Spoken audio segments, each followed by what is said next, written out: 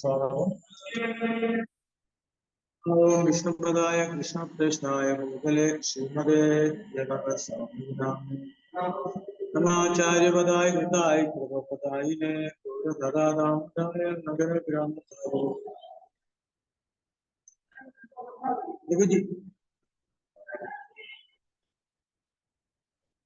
जय श्री कृष्ण चैतन्य प्रभु नित्यानंद श्री अद्वैत गदाधर श्रीवासादि हरे कृष्ण कृष्ण हरे हरे राम राम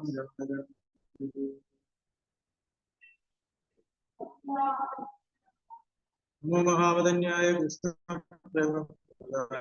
कृष्णाय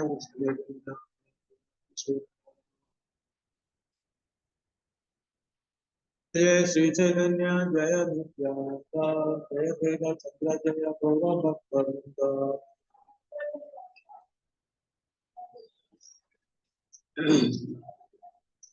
चैतन्य चरितामृतम ആദിലീല രണ്ടാമത്തെ ഭാഗമാണ്.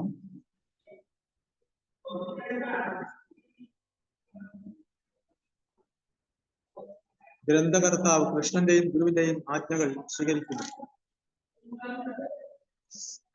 എന്ന അധ്യായമാണ്. അതില് 6 ശ്ലോകം വരെ വായിച്ചു. ഇതില് ഗ്രന്ഥകർത്താവ് എങ്ങനെ ഗുരുവിനെയും കൃഷ്ണനെയും ആജ്ഞകൾ സ്വീകരിച്ചു എന്നുള്ളതാണ്.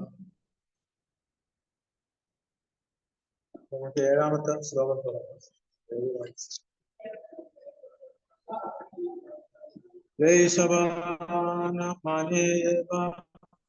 ഹരേ കൃഷ്ണ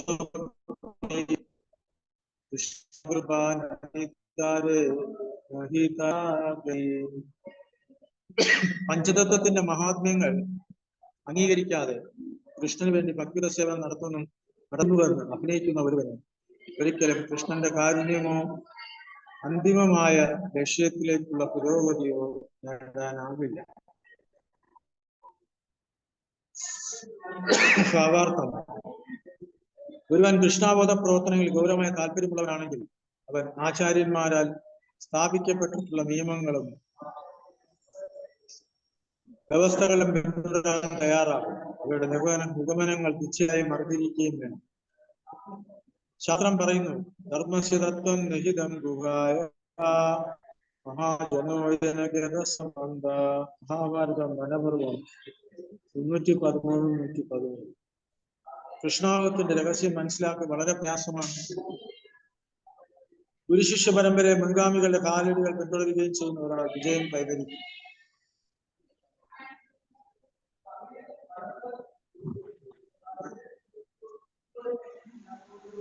മറ്റുള്ളവർ വിജയിക്കില്ല. ഇത് സംബന്ധിച്ച് നരോത്തമദാസ് ഠാക്കൂർ പിന്നെ പറയുന്നു, ചടിയ വൈഷ്ണവ സേവ നിസ്താരത്തെ ചേതവ. ആധ്യാത്മിക ഗുരുവിനും ആചാര്യന്മാർക്കും സേവനം അനുഷ്ഠിക്കാത്ത പക്ഷം ഒരുവന് മുക്തനാകാൻ കഴിയില്ല. മറ്റിടത്ത് അദ്ദേഹം പറയുന്നു, ഗോസാനി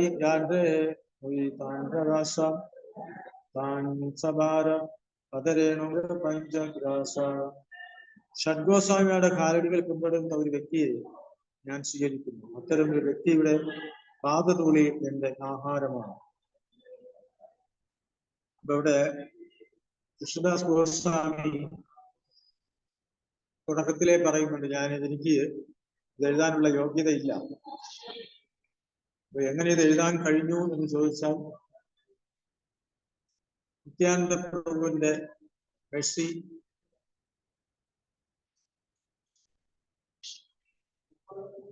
നിത്യാനന്ദ പ്രഭുവിന്റെ മെഴ്സിയാണ്. അത് മാത്രമല്ല പഞ്ചതത്വ മഹാമന്ത്രം, പഞ്ചതത്വയുടെ അനുഗ്രഹവും കൂടിയുണ്ട്. പഞ്ചതത്വത്തിന്റെ മഹത്വമാണ് എടുക്കുന്നത്.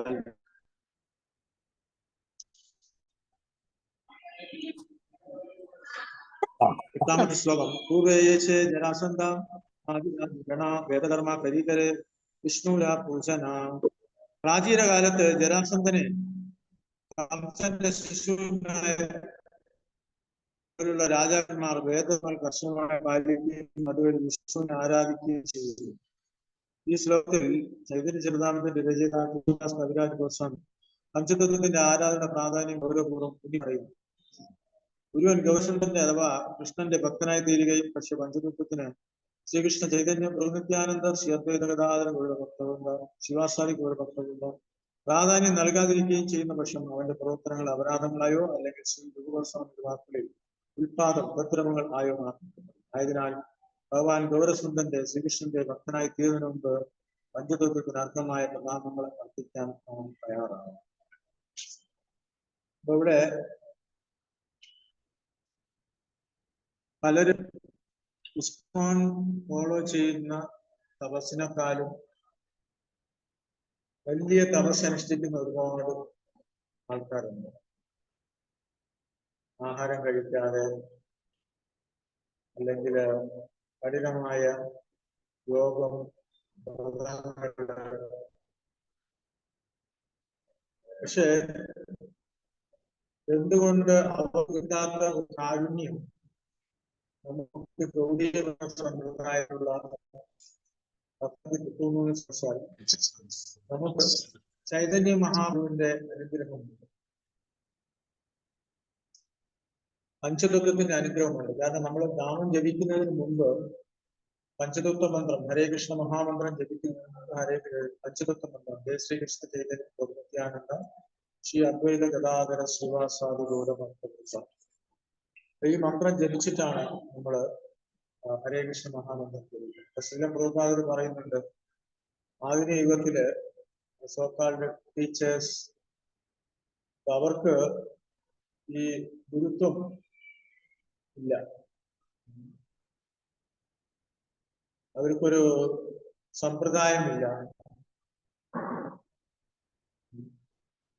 അപ്പൊ അവരുടെ ഇഷ്ടത്തിനാണ് ഗുരുശിഷ്യ ബന്ധം, റിലേഷൻഷിപ്പ് നോക്കിക്കഴിഞ്ഞാൽ ഗുരുഭക്തി ഇല്ല, ഗുരുത്വമില്ല.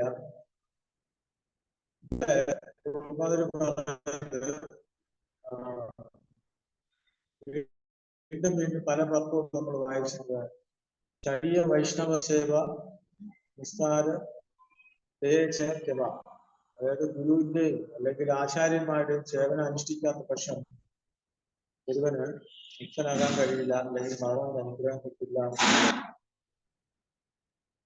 9ാമത്തെ ശ്ലോകത്തില് കൃഷ്ണൻ അഭിമാനിക്കാതെ ദൈത്യകരിമാനി ചൈതന്യനാജാനി, കൃഷ്ണനെ പരമദിവ്യോത്തമ പുരുഷനായി സ്വീകരിക്കാത്ത ഒരുവൻ തീർച്ചയായും അസുരനാണ്. അതുപോലെ ചൈതന്യ മഹാപ്രഭുവിനെ അതേ ശ്രീകൃഷ്ണ ഭഗവാനായി സ്വീകരിക്കാത്ത ഒരുവനെയും അസുരനായി കാണാം. പ്രാചീന കാലത്ത് വൈദിക ആചാരങ്ങൾ കർശനമായി പിന്തുടരുന്നവരും ദാനശീലരും ക്ഷത്രിയ ഗുണങ്ങളും കൂടിയവരും ബ്രാഹ്മണ്യ സംസ്കാരത്തോട് അനുസരണമുള്ളവരും പക്ഷെ കൃഷ്ണനെ പരമദിവ്യോത്തമ പുരുഷനായി ഭഗവാനായി അംഗീകരിക്കാത്തവരുടെ ആയ ജരാസന്ധനെ പോലെ രാജാക്കന്മാരും ഉണ്ടായി. ജരാസന്ധൻ കൃഷ്ണനെ അനേകം തവണ ആക്രമിച്ചു, ഓരോ തവണയും അയാൾ പരാജയപ്പെട്ടു. ജരാസന്ധനെ പോലെ വേദധർമ്മങ്ങൾ അനുഷ്ഠിക്കുകയും കൃഷ്ണനെ ഭഗവാനായി അംഗീകരിക്കുകയും ചെയ്യുന്ന ഏതൊരു മനുഷ്യന്റെയും അസുരനായി കാണാം. അതുപോലെ ചൈതന്യ മഹാപ്രഭു കൃഷ്ണനെ തന്നെ കൃഷ്ണൻ തന്നെയായി അംഗീകരിക്കാത്ത ഒരുവരും അസുരനാണ്. ആധികാരിക വേദശാസ്ത്രങ്ങൾ മുഖേനമാണ്. അതുകൊണ്ട് കൃഷ്ണന് വേണ്ടിയുള്ള ഭക്തി സേവനമല്ലാതെ ഗൗരഭക്തിയും ഗൗരസിന്ധന് വേണ്ടിയുള്ള ഭക്തി സേവനമില്ലാതെ കൃഷ്ണഭക്തിയും ഭക്തി സേവന പ്രവർത്തനങ്ങളല്ല. ഒരുവൻ കൃഷ്ണാവതത്തിൽ വിജയം ആഗ്രഹിക്കുന്ന പക്ഷം അവൻ നിർബന്ധമായും ഗൗരസിന്ധന്റെയും അതുപോലെ തന്നെ കൃഷ്ണന്റെയും വ്യക്തിത്വങ്ങളെ പറ്റി ദൃഢമായ അവബോധം ഉണ്ടായിരുന്നു. ഗൗരസിന്ധന്റെ വ്യക്തിത്വം അറിയുകയെന്നാൽ ശ്രീകൃഷ്ണ ചൈതന്യ മഹാപ്രഭുവിന്റെ അല്ലെങ്കിൽ അദ്വൈത ഗതാധര ശ്രീവാസാദി ഗൗരഭക്തരുടെ വ്യക്തിത്വങ്ങൾ അറിയുക എന്നർത്ഥം. അധികാരികളെ പാത പിന്തുടർന്ന് ഗ്രന്ഥകർത്താവും കൃഷ്ണാവതത്തിന്റെ പൂർണ്ണ നേടുന്ന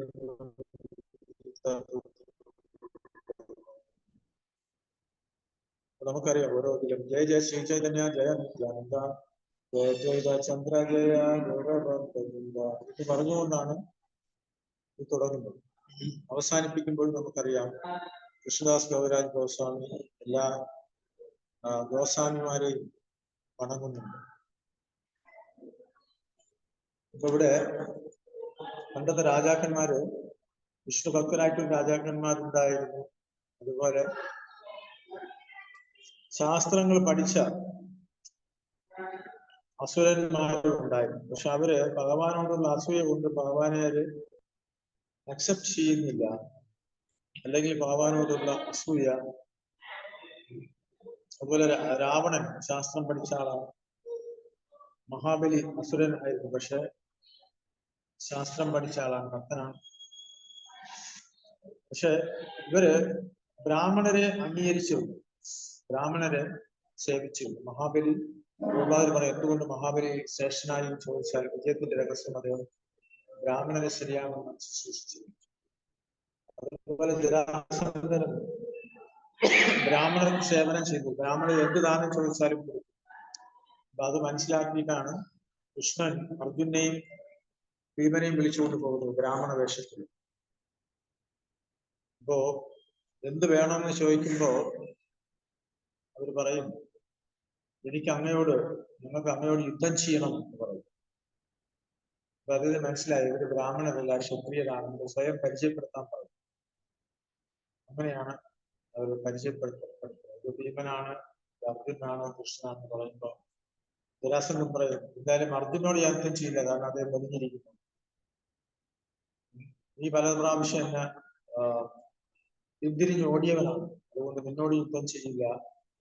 ഭീമൻ കുഴപ്പമില്ല, ഭീമനോട് യുദ്ധം ചെയ്യാനും പറഞ്ഞു ഭീമനോട് സെലക്ട് ചെയ്യുകയും ഭീമനോട് യുദ്ധം ചെയ്യുകയും ചെയ്യുന്നു. ഇത് നമ്മള് മഹാഭാരതത്തിൽ കണ്ടതാണ്.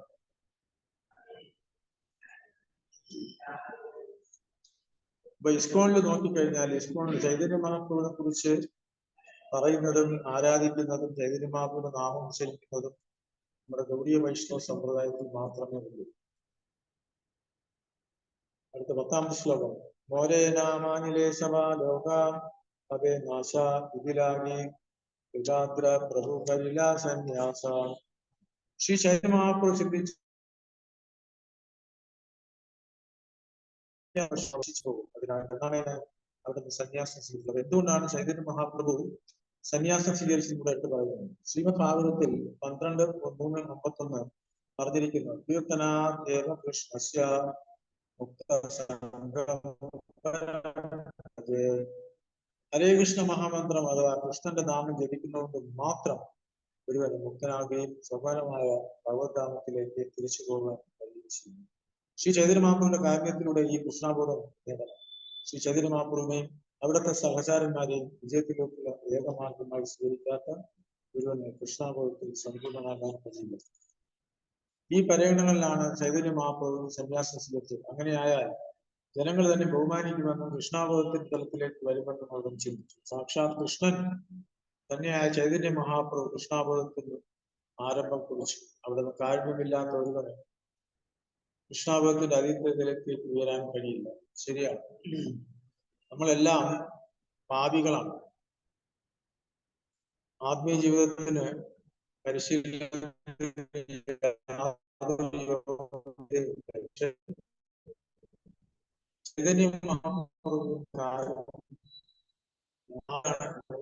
ചോദിച്ചാൽ ഏറ്റവും അതിനായിട്ടുള്ള ആൾക്കാരാണ്. അതുകൊണ്ട് അങ്ങനെയുള്ള ആൾക്കാരെ ഉദ്ധരിക്കുന്നതിന് വേണ്ടിയാണ് ചൈതന്യ മഹാപ്രഭു അവതരിച്ചത്. നമുക്കറിയാം, ജഗായൻ മതായ എന്ന് പറയുന്ന സാമൂഹ്യ ദ്രോഹികളെ കൂടി ചൈതന്യ മഹാപ്രഭു അവതരിച്ചു. നമോ മഹാവതന്യായ കൃഷ്ണപ്രേമപ്രദായ കൃഷ്ണ ചൈതന്യ നാമനെ ഗൗരവിച്ചു. കൃഷ്ണപ്രേമം വിതരണം ചെയ്യുന്നതിന് വേണ്ടിയാണ് ചൈതന്യ മഹാപ്രഭു അവതരിച്ചത്. അപ്പൊ ഇവിടെ സന്യാസം സ്വീകരിക്കുമ്പോ സ്വാഭാവികമായിട്ടും എല്ലാവരും റെസ്പെക്ട് ചെയ്യും. കാരണം ശാസ്ത്രം പറഞ്ഞിരിക്കുന്ന സന്യാസിയെ കണ്ടാൽ നമസ്കരിക്കണം, മായാവാദി സന്യാസി ആയതിന് നമസ്കരിക്കണം. അപ്പൊ അതുകൊണ്ടാണ് മായാവാദി സന്യാസികള് ചൈതന്യ മഹാപ്രഭുവിന്റെ തത്വങ്ങളോട് യോജിപ്പില്ലായിരുന്നിട്ടും അദ്ദേഹം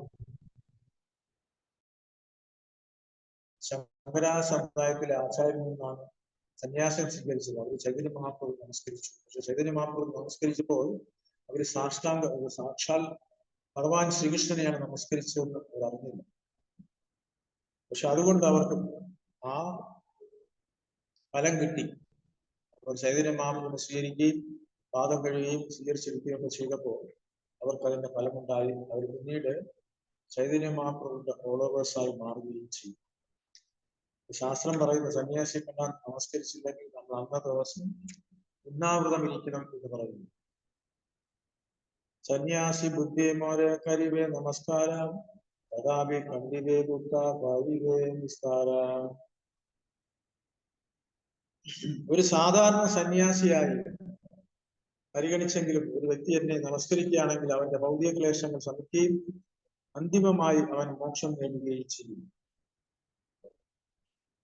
അപ്പൊ കൃഷ്ണൻ കരുണാമയനാകയാൽ എല്ലായ്പ്പോഴും ദത്താത്മാക്കളെ ഭൗതിക ലോകത്തിൽ നിന്ന് മോചിപ്പിക്കുന്നതിന് വേണ്ടി ചിന്തിക്കുന്നു. ഇതിനു വേണ്ടിയാണ് കൃഷ്ണൻ അവതരിച്ചത്. ഭൗതിക 4:7 പറയുന്നു, യഥാ ധർമ്മസ്യ ഭവതി ഭാരത ധർമ്മസ്യ തഥാത്മാനം പ്രജാമ്യഹം. എപ്പോഴെവിടെയെല്ലാം ധർമാചരണത്തിന് ക്ഷയം ഭവിക്കുന്നുവോ, അധർമ്മം തഴച്ചു വളരുന്നുവോ, അല്ലയോ ഭാരത, അപ്പോഴെല്ലാം ഞാൻ അവതരിക്കും. കൃഷ്ണൻ എല്ലായ്പ്പോഴും ജീവസത്വത്തിലെ പരമത്തിൽ സംരക്ഷിക്കുന്നു. അവിടെ സ്വയം വരികയും തന്റെ വിശ്വസ്ത ഭക്തന്മാരെ അയക്കുകയും ഭഗവത്ഗീത പോലെ ശാസ്ത്രങ്ങൾ നൽകുകയും ചെയ്യും. എന്തുകൊണ്ട്? മായയുടെ കുരുക്കുകളിൽ നിന്ന് മോചനം നേടാൻ അനുഭവപ്പെടുത്താൻ ജനങ്ങളെ പ്രേരിപ്പിക്കുന്നതിന് വേണ്ടിയാണ് അവിടെ ഇങ്ങനെ ചെയ്യുന്നത്. അവിടുത്തെ സാധാരണ സന്യാസിയെ അംഗീകരിക്കുന്ന വിഡ്ഢികളായ ഒരുവൻ പോലും അവിടെ നിന്ന് ആദരിക്കുന്നതിലൂടെ ഭൗതിക ക്ലേശങ്ങൾ ശമിക്കുകയും അന്ത്യമായ ഭൗതികബന്ധത്തിൽ നിന്ന് മോചനം നൽകുകയും ചെയ്യാൻ പ്രയത്നിക്കുകയും ചൈതന്യ മഹാപ്രഭു സന്യാസം സ്വീകരിച്ചത്. ചൈതന്യ മഹാപ്രഭു ശ്രീ രാധയുടെയും കൃഷ്ണന്റെയും സംയുക്ത രൂപമാണ്. ചൈതന്യ രാധാകൃഷ്ണ മഹേ എന്ന് ഇത് സംബന്ധിച്ച് ഭക്തിസ്വാമി സരസ്വതി ഠാക്കൂർ ചൂണ്ടിക്കാണുന്നു. അതുകൊണ്ട് കുട്ടികളായ ജനങ്ങൾ ചൈതന്യ മഹാപ്രഭുവിനെ സാധാരണ മനുഷ്യനായി കരുതുകയും അവിടത്തോട്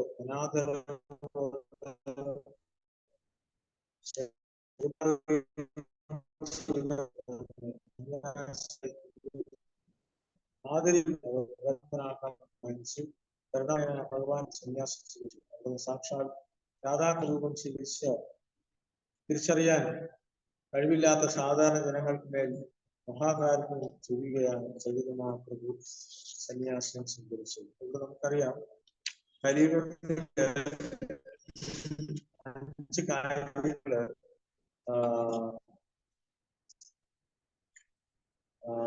5 കാര്യങ്ങള് നിഷിപ്തമാണ്, എന്ന് വെച്ചാല് അനുവദിച്ചിട്ടില്ല. അപ്പൊ അതിലൊന്നാണ് സന്യാസം. അശ്വമേധം ഗവാലംബം സന്യാസം ബലഭൈകം യോഗേമസുരോത്പത്തിയും കലോ പഞ്ചവർദ്ധനേ. അശ്വമേധം യജ്ഞം, ഗോമേധയജ്ഞം, സന്യാസം, അതുപോലെ ഭർത്താവിന്റെ സഹോദരനിൽ നിന്ന് പുത്രോത്പാദനം, അതുപോലെ വൈഫിന്റെ സ്വന്തം സഹോദരനുള്ള പുത്രോത്പാദനം ഇതെല്ലാം നിരോധിച്ചിരിക്കുന്നു കലിയുഗത്തിൽ. പക്ഷെ കലിയുഗത്തില് ചൈതന്യ മഹാപ്രഭു സന്യാസം സ്വീകരിച്ചത് ജനങ്ങളെ ഉദ്ധരിക്കുന്നതിന് വേണ്ടിയാണ്. അപ്പോ ഒരു ചോദ്യം ചോദിക്കാം, ഇസ്കോണിൽ എന്തുകൊണ്ട് സന്യാസം കൊടുത്തു എന്ന് ചോദിച്ചാൽ, നമ്മുടെ യോഗ്യരായതുകൊണ്ടല്ല ചില പ്രവാചകർ സന്യാസം കൊടുത്തത്, പക്ഷെ പ്രചാരണത്തിന് വേണ്ടിയാണ്. കാരണം സന്യാസി എന്ന് പറയുമ്പോൾ ആൾക്കാർ കുറച്ച് ഗൗരവമായി കാണുകയും അവരെ ബഹുമാനിക്കുകയും ഒക്കെ ചെയ്യും. അപ്പോ പ്രചാരത്തിന് വേണ്ടിയാണ് ഇസ്കോണില് പ്രഭുപാദർ സന്യാസം കൊടുക്കുന്നത് തുടങ്ങി വെച്ചത്. പക്ഷെ പിന്നീട് പലരും സന്യാസം ഉപേക്ഷിച്ചതായിട്ട് നമ്മൾ കാണുന്നു. അപ്പോ 12ാമത്തെ ശ്ലോകം, തേന കൃപാമയ ചൈതന്യനാവജേ ജന സർവോത്തമ താരേ അസുരേ ഗണാം. ഇത്രമേൽ കരുണാമയനായ ചൈതന്യ മഹാപ്രഭുവിനെ ആദരിക്കുകയും ആരാധിക്കുകയും ചെയ്യാത്തവർ സമൂഹത്തിൽ ഉന്നതനാണെങ്കിൽ പോലും അവനെ അസുരനായി കരുതണം. ഇത് സംബന്ധിച്ച് ഭക്തി ഠാക്കൂർ മഹാരാജ് ഇപ്രകാരം പറയുന്നു: അല്ലയോ ജീവാത്മാക്കളെ, കൃഷ്ണാപുരത്തിൽ വ്യാപൃതരാകൂ. ഇത് ചൈതന്യ മഹാപ്രഭുവിന്റെ സന്ദേശമാണ്. ശ്രീ ചൈതന്യ കൃഷ്ണാപുര തത്വശാസ്ത്രം ഉപദേശിക്കുന്ന ഈ സമ്പ്രദായത്തെ കുറിച്ച് ശിഷ്ടാഷ്ടകത്തിൽ ഇപ്രകാരം ഉദ്ബോധിപ്പിക്കുന്നു: വിഹാഹൈരേ സർവസിദ്ധി ഹൈരേ തുമാരാം.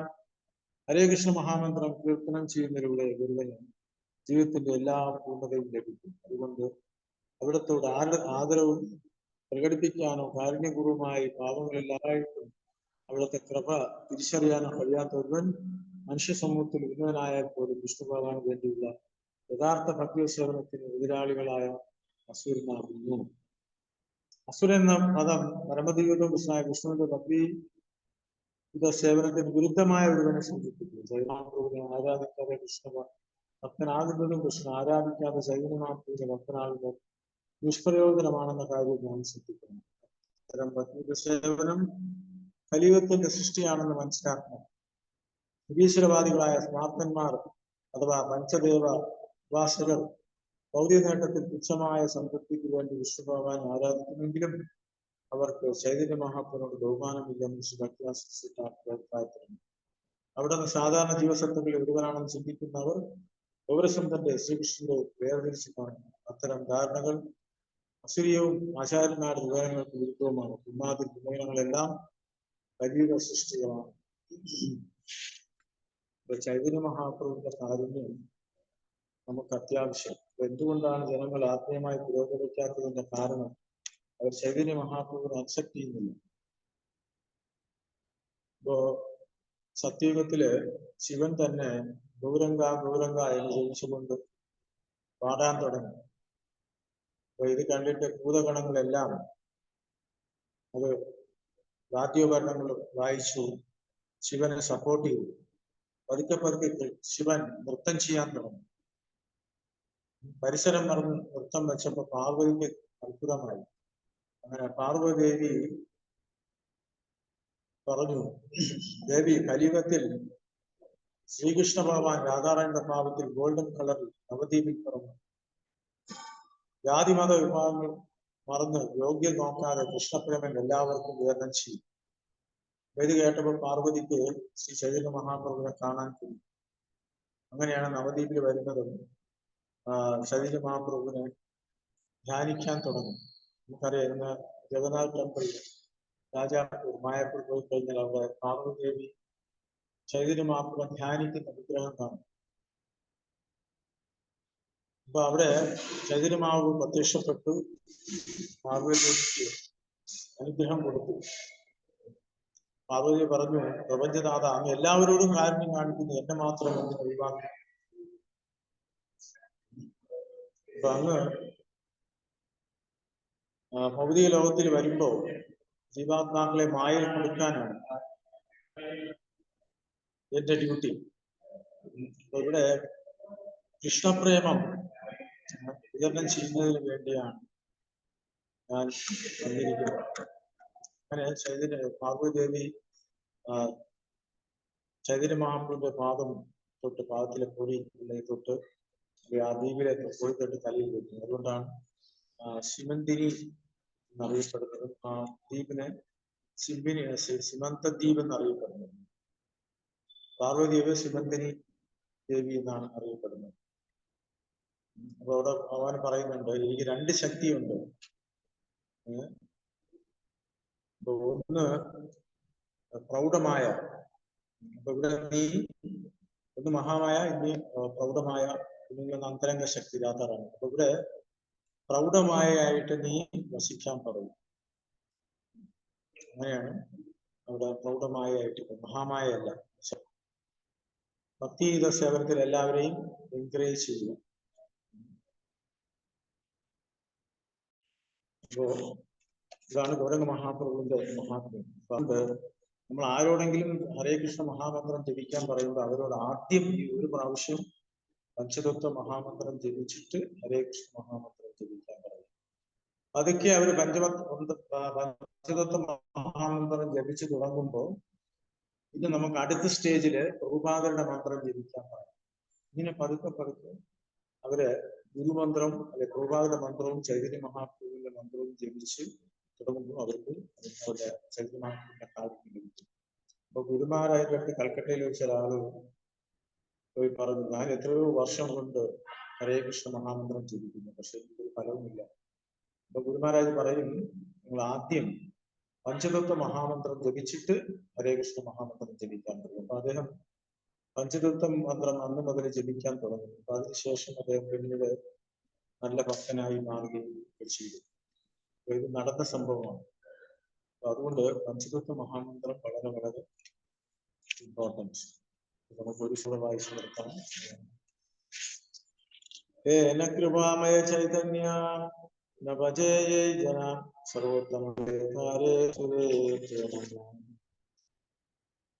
ഇത്രമേൽ കാരണമായ ചൈതന്യമാർഗങ്ങളെ ആദരിക്കുക. വായിച്ചു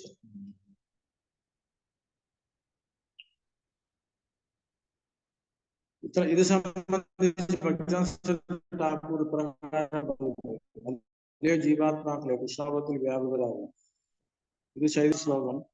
അതേവ പുനഃഹാൻ ഊർധ്വബാഹു ഭയാൻ ചൈതന്യ നിത്യാനന്ദ ഭജാചാര്യ. അതുകൊണ്ട് രണ്ട് കൈകൾ ഉയർത്തി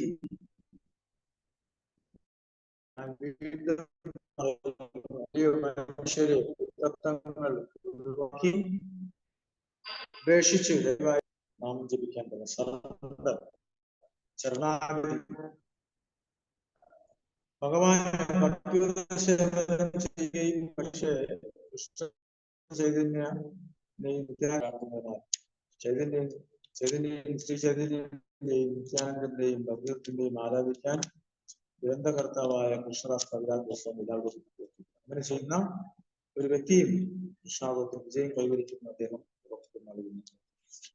ഹരേ കൃഷ്ണ. ഇവിടെ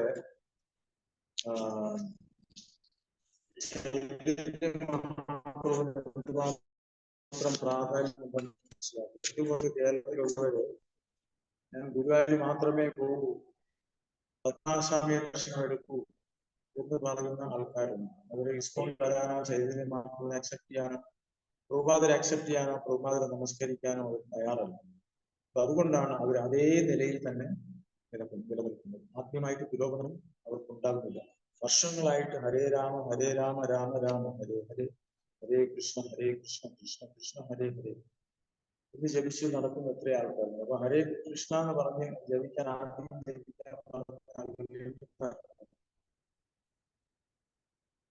ഇതാണ് കേരളത്തിലെ അവസ്ഥ. ഇവിടെ നമുക്ക് ചരിതാമൃതം മലയാളത്തിലെത്തി. ചരിതമാപ്പിനെ കുറിച്ച് പറഞ്ഞ് മനസ്സിലാക്കേണ്ടത് നമ്മുടെ കടമയാണ്. കാരണം ഇവിടെ ജാതി ഭേദമില്ല. ചില കേസാഷിപ്പ് പറഞ്ഞതുപോലെ നമുക്ക് ക്രിസ്ത്യൻസ് കമ്മ്യൂണിറ്റിയെ റീച്ച് ചെയ്ത് അവരെ ഡിവോട്ടിയാക്കാൻ പറ്റും.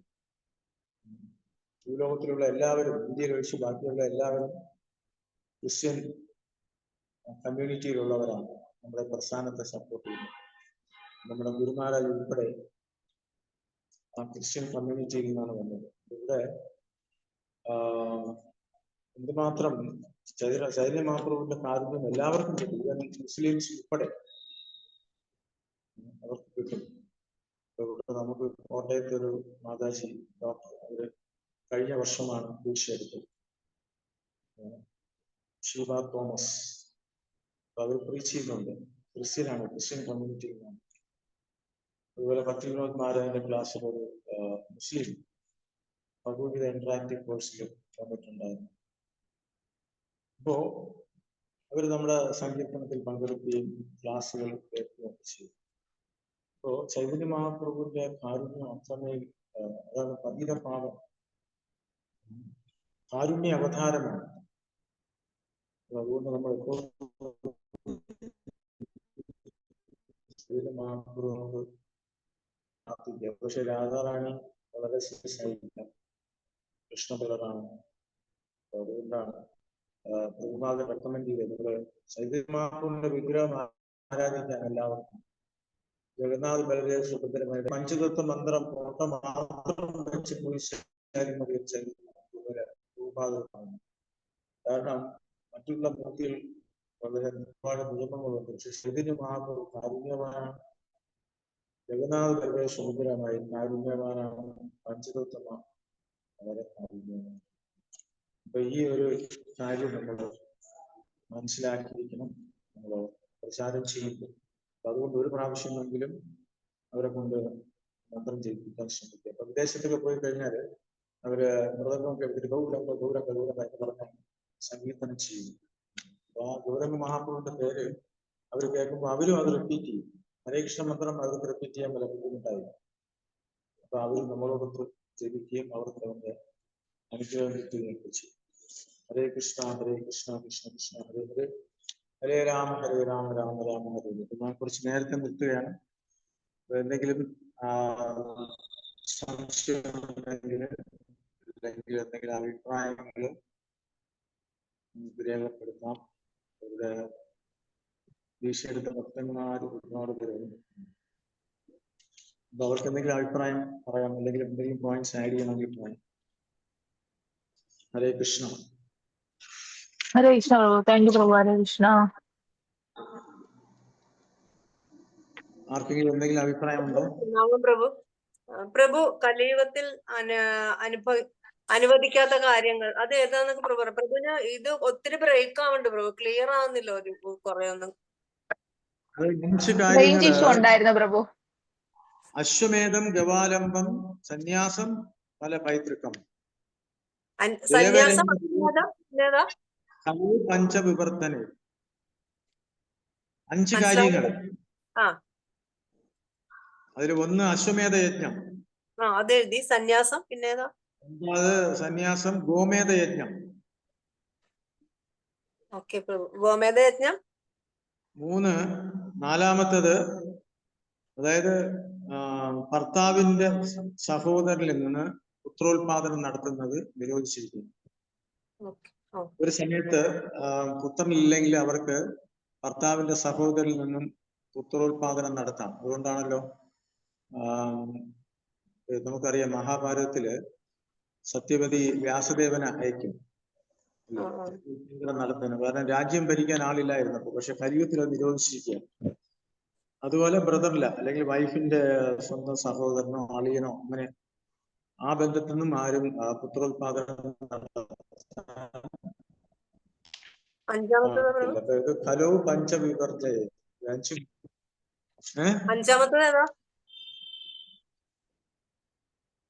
അഞ്ചാമത്തേത് ബ്രദറില്ല, അളിയൻ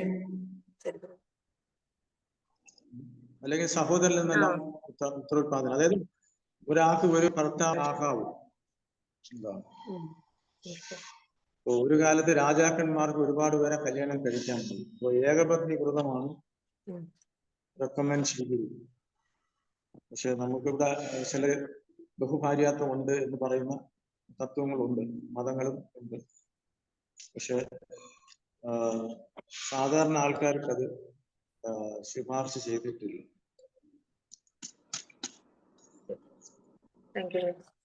നെറ്റിന്റെ പ്രശ്നം ഭയങ്കര ബ്രേക്ക് ആയിട്ടാണ് കേട്ടോണ്ടിരുന്നത്. ഇടയ്ക്കിടയ്ക്കൊന്നും കേൾക്കുന്നുണ്ടായിരുന്നില്ല, ക്ലിയർ ആവുന്നുണ്ടായിരുന്നില്ല. ബ്രേക്ക് ആവുന്നുണ്ടോ? ഇത് മനസ്സിലായില്ലേ? 5 കാര്യം മനസ്സിലായോ? ഇത് മനസ്സിലായി. പക്ഷെ ക്ലാസ്സിനിടയ്ക്ക് ഭയങ്കര ഇതായിരുന്നു പ്രഭു, ഇടയ്ക്കൊന്നും കേൾക്കുന്നുണ്ടായിരുന്നില്ല. ബ്രേക്കായ കേട്ടോണ്ടിരുന്നത്. മഹാപ്രഭുവിന്റെ പഞ്ചതത്വത്തിന്റെ ചൈതന്യ മഹാപ്രഭു എന്തുകൊണ്ട് സന്യാസം സ്വീകരിച്ചു? അതുപോലെ ചൈതന്യ മഹാപ്രഭുവിനെ അംഗീകരിക്കാത്തവര് അസുരന്മാരായി കരുതണം. ഇതൊക്കെയാണ് മെയിൻ പോയിന്റ്സ്. അപ്പൊ അതുകൊണ്ട് ചൈതന്യ മഹാപ്രഭു വളരെ കാരുണ്യവാനാണ്, ജീവാത്മാക്കളെ ഉദ്ധരിക്കുന്നതിന് വേണ്ടി അവതരിച്ചതാണ്. അപ്പൊ അതുകൊണ്ട് ഗ്രന്ഥകർത്താവായ കൃഷ്ണരാജ് കവിരാജ് ഗോസ്വാമി എല്ലാവരും കൈ ഉയർത്തി കുതർക്കങ്ങൾ ഉപേക്ഷിച്ച് ചൈതന്യ മഹാപ്രഭുവിനെ, നിത്യാനന്ദ പ്രഭുവിനെ ഭജിക്കണമെന്ന് റിക്വസ്റ്റ് ചെയ്യുന്നു. ഇതാണ് ഈ ക്ലാസിന്റെ ഇന്നത്തെ വായിച്ചതിന്റെ ചുരുക്കം. താങ്ക് യു പ്രഭു. ഹരേ കൃഷ്ണ. പ്രണാമം പ്രഭു. ഹരേ കൃഷ്ണ. ഹരേ കൃഷ്ണ. ഹരേ കൃഷ്ണ. ഹരേ കൃഷ്ണ. കൃഷ്ണ കൃഷ്ണ ഹരേ ഹരേ. ഹരേ രാം രാം രാം ഹരേ ഹരേ. വാഞ്ചാകൽപതരുഭ്യശ്ച കൃപാസിന്ധുഭ്യോ ച പതിതാനാം പാവനേഭ്യോ വൈഷ്ണവേഭ്യോ നമോ നമഃ. സ്റ്റോപ്പ് ചെയ്യട്ടെ.